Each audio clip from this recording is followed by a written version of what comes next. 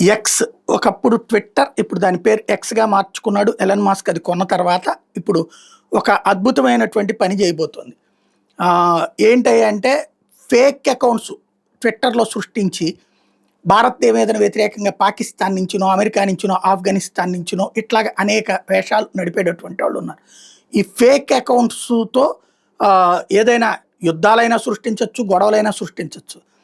ఇలాంటి గేమ్స్ నడిపే సంస్థలు కూడా పెద్ద ఎత్తున తయారవుతున్నాయి.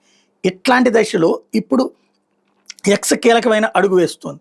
ఏ అకౌంట్ ఏ దేశం నుంచి ఆపరేట్ అవుతుంది అన్నటువంటిది ట్విట్టర్‌లో ప్రొజెక్ట్ అయ్యేటట్టు. అంటే ఇండియా పేరుతో పాకిస్తాన్ నుంచి నడుపున అంటే మన వాళ్ళ పేర్లతోనే అక్కడి నుంచి హ్యాండిల్స్ నడుపుతున్నారన్నమాట. అట్లాంటి ఐడెంటిఫై అయిపోయేటటువంటి దిశగా అడుగులు వేస్తున్నది. అది గనక సక్సెస్ అయితే ఫేక్ అకౌంట్స్ అనేటటువంటిది లేదా ఇండియన్ పేర్లతోనే పాకిస్తాన్‌లోనో లేకపోతే అమెరికా పేర్లతో ఇక్కడి నుంచి ఏదైనా చేసినా సరే ఈ డీప్ స్టేట్ వాళ్ళ కుట్రలు లాంటి వాటికి చెక్ పెట్టేటటువంటి అవకాశం ఉంటుంది. ఈవెన్ భారత్ మీద జరిగేటటువంటి పాకిస్తాన్‌లో కుట్రలు, చైనా వాళ్ళ కుట్రలు కూడా చెక్ పెట్టే అవకాశం ఉంటుంది.